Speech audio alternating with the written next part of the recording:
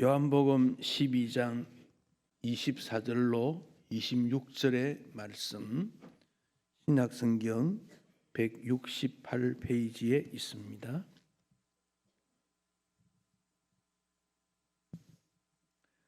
24절로 26절의 말씀, 함께 말씀을 읽겠습니다.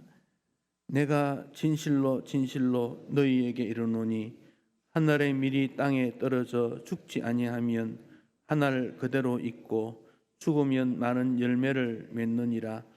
자기의 생명을 사랑하는 자는 잃어버릴 것이요 이 세상에서 자기의 생명을 미워하는 자는 영생하도록 보존하리라. 사람이 나를 섬기려면 나를 따르라. 나 있는 곳에 나를 섬기는 자도 거기 있으리니 사람이 나를 섬기면 내 아버지께서 그를 귀히 여기시리라. 아멘. 여러분은 성경의 가르침의 핵심은 무엇이라고 생각하십니까? 어떤 분은 하나님 사랑이다, 예수님의 구원이다, 여러 가지로 표현할 수 있을 것입니다. 세계적인 복음주의 지도자 존 스토트 목사님은 예수님의 삶과 사역을 가장 잘 요약한 성경이 마가복음 10장 45절 말씀이다, 그렇게 말했습니다. 인자가 온 것은 섬김을 받으려 함이 아니라 도리어 섬기려 하고 자기 목숨을 많은 사람의 대속물로 주려 함이니라. 이 구절이 예수님의 사역, 예수님의 삶을 가장 잘 요약했다, 그렇게 표현합니다. 여러분, 마가 10장 45절 같이 한번 읽을까요? 인자가 온 것은 섬김을 받으려 함이 아니라 도리어 섬기려 하고 자기 목숨을 많은 사람의 대속물로 주려 함이니라. 아멘. 즉 예수님께서 이 땅에 오신 목적이 뭐냐? 섬기기 위해 왔다. 섬기기 위해 왔다. 그게 예수님의 자기 선포입니다. 나는 섬기기 위해 왔다. 그래서 환자들이 예수님께 오면 예수님 그냥 말씀만으로도 낫게 할 수 있는데 손을 대고 어루만지고 상처에 손을 대시고, 베드로 장모 열병에 걸렸을 때도 친히 손을 만지시고 내밀었어. 여러 병자들을 고치실 때마다 그렇게 하셨어요. 어떤 경우에는 아주 독특하게 진흙에다가 침을 뱉어서 손으로 이렇게 만져서 눈에다가 대고 귀에다 대고. 왜 그렇게 했습니까? 말씀만 하셔도 되는데 직접 이렇게 터치함으로 예수님께서 그들을 사랑하고 돕는다는 것을 몸으로 보여주셨지요. 중국 사람들이 성경을 공급받았을 때 성경의 내용을 읽고 제일 감동된 부분이 어딘가 물으면 예수님께서 제자들의 발을 씻기신 거다, 그리 말합니다. 기적도 얼마나 많이 베풀었습니까? 능력은 또 어떻습니까? 그런데 그런 기적이나 능력보다도 스승이 제자의 발을 씻기신 거다. 예수님께서 제자들의 발을 씻기시면서 내가 너희의 스승이요 주가 되어도 불구하고 이렇게 발을 씻긴 것은 너희도 서로 발을 씻어주는 것이 옳기 때문이다. 발을 씻어줄 것을 말씀했습니다. 제자들이 누가 크냐 누가 높으냐 논쟁이 일어났습니다. 그때 예수님 말씀하시기를 이방인들의 임금은 주관을 하게 된다. 집권자는 은인이다, 이렇게 칭함받기를 원한다. 그러나 너희는 그렇지 않다. 큰 자는 젊은 자와 같고 다스리는 자는 섬기는 자와 같다. 나는 섬기는 자로 너희 중에 있는 거다. 섬기는 자로 왔다, 그렇게 말씀했습니다. 그 예수님의 삶을 가장 많이 공급하고 모범이 되었던 바울은 사실 그가 얼마나 자존심이 강하고 학벌이 높고 누구보다도 권력이 있고 지식이 있는 사람이지만은 그는 교회들에게 편지할 때마다 나는 예수 그리스도의 종이다 그랬습니다. 예수님 만난 다음 겸손과 성김으로 주님 앞에 섰습니다. 말뿐 아니라 그의 삶이 그렇습니다. 어떤 계획을 할 때 내가 계획하고 내 판단으로 그것이 아니라 성령의 인도함을 받습니다.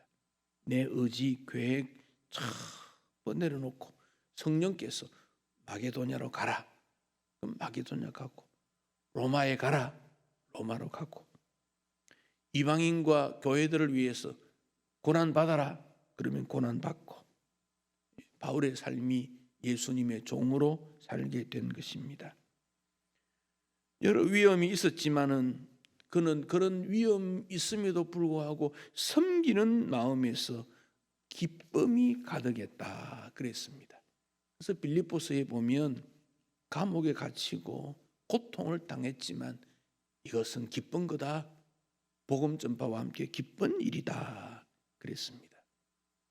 사랑하는 성도 여러분, 하나님의 자녀된 우리는 섬김으로 하나님의 가족됨을 증명할 수 있어야 합니다.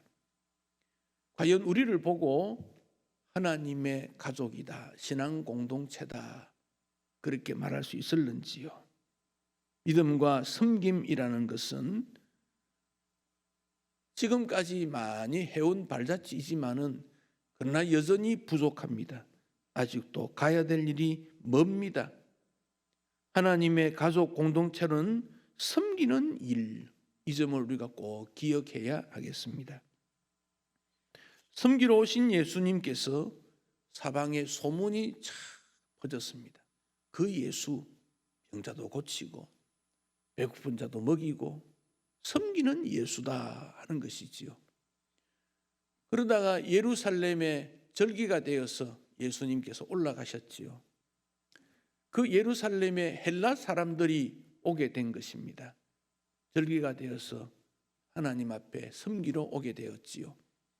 그런데 그 헬라 사람들이 예수님의 소문도 들었고 또 거기 올라와서 사람들이 하는 일을 볼 때에 뭔가 다르다 하는 점을 느끼게 됩니다.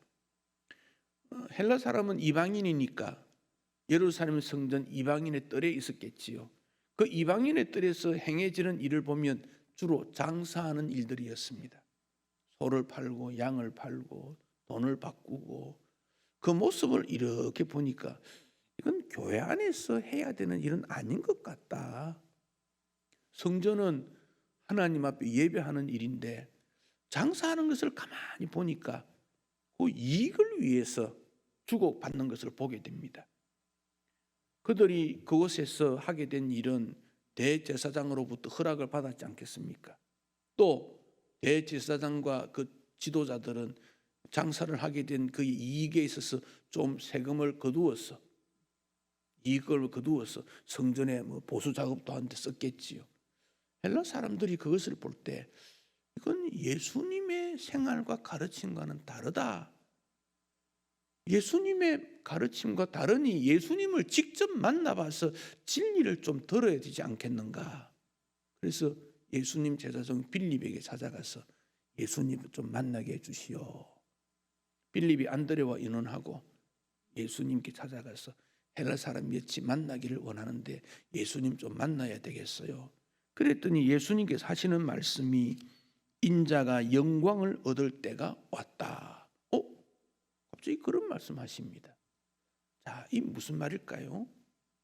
지금 예수님이 예루살렘에 올라오신 것은 이제 곧 십자가 지실 때가 된 거예요. 그 전에는 작은 섬김들이었습니다. 지역, 상대방에 따라 작은 숫자, 작은 지역. 그런데 이제는 예수님께서 십자가 지심으로 많은 사람에게 생명을 구원하는 대속적 십자가를 지실 때가 되었는데 이것을 예수님께서는 영광의 때가 되었다. 그렇게 말씀을 하셨습니다. 그러면서 제자들에게 두 가지 말씀을 하십니다. 첫째는 24절에서 하늘의 밀이 땅에 떨어져 죽지 아니하면 하늘 그대로 있고 죽으면 많은 열매를 맺느니라. 또 하나 말씀이 너희가 밀알이 되라, 한 알이 되어서 즉 섬기는 자가 되라, 이 말씀을 하십니다. 여러분, 알곡이든 죽정이든 땅에 떨어지면 다 죽습니다. 알곡만 죽고 죽정이는 안 죽습니까? 땅에 들어가면 다 썩습니다. 그런데 죽정이는 썩었는데 그다음 아무것도 없어요. 그냥 흙으로 돌아가는 거지요. 그런데 알곡은 썩고 죽었는데 싹이 나더라는 것입니다. 자라더라는 것이죠. 그래서 이 알곡이 뿌리가 되고 줄기가 되고 잎이 되고 꽃이 되고 열매가 되더라는 것이죠. 이런 면에서 알곡이 되라, 알곡이 되라.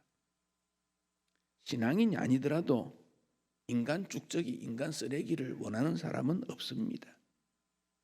주님 말씀하신 이 알곡이라는 것은 주 안에서의 맺는 열매인데, 주 안에서 맺는 열매는 섬김으로 열매를 맺는다 하는 것입니다. 그래도 인생은 꽤 오래 삽니다. 1년 살고 죽지 않습니다. 적어도 몇십 년 살지 않습니까? 상당한 것 누렸습니다. 많은 노력했습니다. 생각도 하고 공부도 하고 많은 것들을 연마했습니다. 그 평생의 수고가 어떤 결과를 낳게 될 것인가? 예수님께서는 그 모든 일이 섬김으로 열매를 맺는다, 그렇게 말씀했습니다. 밀알이든 죽정이든 같이 자랍니다. 같이 밥 먹습니다. 같이 삽니다. 그런데 결과적인 것은 많이 달라지더라는 것이지. 여기 하늘의 밀알이라는 이 개념은 우리를 향한 지칭이기도 하지만 사실은 예수님 자신을 말씀하고 있습니다. 나는 하늘의 밀이 되었어, 썩었어, 많은 사람에게 생명 주고 구원 주고 영생 주고 세상 변화 주고 천국을 이루게 하는 그 역할을 우리 주님은 하시겠다는 말씀입니다. 우리가 예수를 믿는다는 것은 그 예수님이 걸어가신 십자가의 길, 십자가의 삶, 그 길을 따라가는 것이고, 뿐만 아니라 믿음의 고백에서 끝나지 않고 섬김으로 예수님의 길을 걷는 일입니다. 죽으면 많은 열매를 맺느니라. 인자가 온 것은 섬기려 함이라, 이렇게 말씀했습니다. 우리가 즐겨 부르는 복음송 중에 사명이라는 복음송이 있어요. 가사를 잠시 보면 이렇습니다. 주님이 홀로 가신 그 길 나도 따라가오. 모든 물과 피를 흘리신 그 길을 나도 가오. 험한 산도 나는 괜찮소. 바다 끝이라도 나는 괜찮소. 죽어가는 저들을 위해 나를 버리길 바라오. 아버지 나를 보내주어 나는 달려가겠소.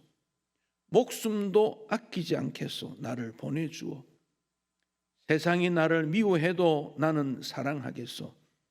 세상을 구원한 십자가 나도 따라가오. 생명을 버리면서까지 나를 사랑한 당신, 이 작은 나를 받아주어 나도 사랑하오.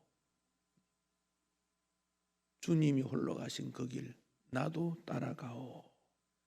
오늘 본문에 있는 26절의 말씀이 여기에 포함되어 있습니다. 사람이 나를 섬기려면 나를 따르라. 나 있는 곳에 나를 섬기는 자도 거기 있으리니 사람이 나를 섬기면 내 아버지께서 그를 귀히 여기시리라. 주님을 따른다는 것, 주님과 함께 동행하는 예수 지향적 삶을 말씀하고 있습니다. 기독교 발흥이라는 책이 있습니다. 로드니 스타크라는 교수가 쓴 워싱턴 대학 비교 종교학 교수입니다. 비교 종교학이라는 학문은 여러 종교들을 이렇게 비교하는 거예요. 기독교, 불교, 유교, 이슬람, 세계 종교가 얼마나 많습니까?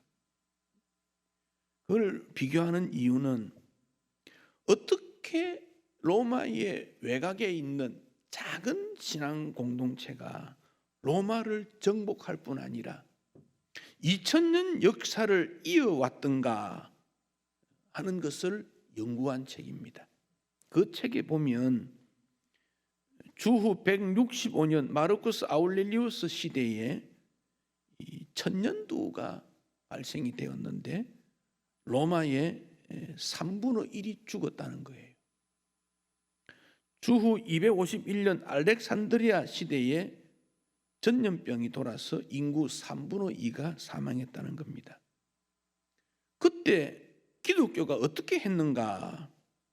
로마 사회 모든 사람들이 좌절했을 때, 지도자들이 도망을 갔을 때, 길거리에 시체가 쌓여 있는 그때에 기독인들은 장례 치루어주고 그것을 깨끗하게 정리했던 일들이 기독인이었다. 시체가 거리에 나뒹구니 벌레가 생기고 쥐들이 막 돌아다니는데 기독인들은 그것을 다 정리했다. 그 과정에서 면역력이 생겼는지는 모르지만 위기시 기독교는 차별화되고 시대와 민족을 사랑하는 예수 그리스도의 정신이 구현되는 기회로 삼고 그들은 그렇게 섬겼다. 그렇게 기록했습니다. 로드니 스타크 이 교수는 불신자입니다. 예수 믿는 사람 아닙니다. 초대교회가 했던 요소가 이렇습니다. 위기를 해결할 수 있는 것은 교리, 이론, 말이 아니고 섬김이었다. 역병의 시기에 나그네 인생이 사나 죽으나 주님의 것인데 무엇을 두려워하겠는가? 지역사회를 정리하고 깨끗하게 하자. 그 믿음이 어려움을 이기는 힘이었다. 불신자가 그렇게 평가하고 있습니다. 여러분, 우리가 이 땅에 살지만은 100년 살까요? 죽음 이후에 영원한 삶이 있다. 주님은 우리에게 말씀하시고 영원한 삶에 대한 약속이 예수 그리스도 안에 있음을 확정하고 있지 않습니까? 그러니까 삶과 죽음에 대해서 두려워하지 않습니다. 초월해 버립니다. 이 땅에서 조금 작게 살면 영원한 세계에서 더 많이 살겠지요. 너무 죽음에 대해서 공포심을 가지고 두려워할 필요가 없지요. 그런 환경 속에서도 어떻게 우리는 섬기는 자로 주님 앞에 설 수 있을까 하는 점입니다. 이런 일을 하기 위해 우리는 영성적 훈련, 경건의 훈련을 지속적으로 받아야 됩니다. 나라에 어려운 일이 생기고 지역에 문제가 생겼을 때 이렇게 모여서 하는 예배를 자제해 주시오. 그건 또 국가적으로 그런 말을 하는 거 당연하지요. 지금 그런 교회들이 있습니다. 그러면 어떻게 해야 됩니까? 개인 예배, 가정에서의 예배가 철저히 훈련 받아져야 됩니다. 또 이런 공예배는 개인적 예배가 훈련이 된 분들이 모였을 때 공예배가 더 왕성해지는 겁니다. 그러니까 교회에서 예배를 드린 다음 집으로 돌아가면 가정에서 제2의 부흥회가 이루어져야 돼요. 가족이 모여서 함께 머리를 맞대고 하나님의 은혜를 구하는 일들, 이것이 초대교회 시대에 그렇게 일어났기 때문에 작은 단위의 경건의 회복을 통해서 그 사회가 확산되어 가는 기독교의 역사, 여러분 우리의 삶과는 너무도 거리가 먼 내용이 아닐까요? 사회적 현상을 보고 본능적으로 위축감을 받을 수 있으나 염려나 두려움보다는 하나님 더 의지하자, 하나님 더 섬기자, 그렇게 되지 않겠습니까? 히브리 기자가 흩어진 유대인들에게 편지를 보내지요. 모이기를 패하는 어떤 사람들의 습관과 같이 하지 말고 그때가 될수록 더욱 모이자, 더욱 주님 앞에 서자, 그런 교훈을 우리에게 주고 있습니다. 그 길이 예수님께서 가신 길 아니겠습니까? 그 길이 생명의 길 아니겠습니까? 비록 우리가 타락하여 병든 씨앗이지만 예수님과 접붙임을 받음으로 새 생명 얻은 우리가 예수 안에서 예수님과 함께 사명의 길을 걷는 것, 의심의 잡초를 뽑고 거듭난 모습에서 주님 앞에 섰을 때 우리는 기쁨의 열매를 맺을 수 있을 것입니다. 마틴 루터 킹 목사의 말입니다. 내가 이 세상을 떠났을 때 거창한 장례식 삼가하시고 긴 찬사도 하지 마십시오. 노벨상 수상자, 나의 학벌, 이건 중요한 게 아닙니다. 다른 사람을 위해 살다가 갔다고 말해주세요. 가난한 사람에게 빵 나눠주고 헐벗은 사람에게 옷을 주기 위해 살다가 갔다고 말해주세요. 감옥에 갇힌 사람을 찾아가고 뭇 사람을 섬기고 사랑하다가 갔다가 말해주세요. 이것이 나의 마지막 소원입니다. 섬김을 통해서 하나님의 영광이 나타나고 이웃이 평강해지는 모습 아니겠습니까? 헬라 사람들이 예수님을 만나기 원했을 때 우리 예수님은 예루살렘이 성전으로 남아있기를 소원하는 마음에서 주님은 그런 모습에서 영광을 받을 때가 되었다고 말씀을 하셨습니다. 하나님 만나기 원하는 어떤 부자가 있었습니다. 그는 집 위에, 유대인들의 집이 평평한 이런 곳으로 구조가 되어 있습니다. 거기 올라가서 기도를 많이 했는데 어느 날 기도하다가 지쳐서 잠이 살짝 들었는데 부시럭 소리에 잠이 깼습니다. 누구요? 물었더니 동네 사람입니다. 그래요. 여기 왜 왔어요? 물었더니 낙타를 잃어버렸는데 낙타를 찾고 있습니다. 이보시오, 낙타가 이 지붕 위에 올라갈 리가 있는 게 있어요? 여기 와서 그런 거 하지 마세요. 그랬더니 그 사람이 말합니다. 비단 잠옷 입고 황금 침대에 누워 하나님 찾는 당신은 어떻습니까?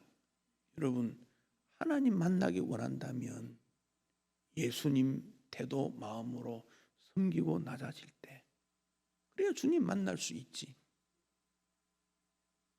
비단 잠옷 입고 황금 침대에 누워서 하나님의 이름을 부른다고 하나님께서 만나 주시겠습니까? 섬김은 복음 전파와 함께 일어나게 됩니다. 예루살렘 교회가 박해를 받아서 사람들이 흩어졌을 때 그들이 일부 안디옥까지 갔다 그랬습니다.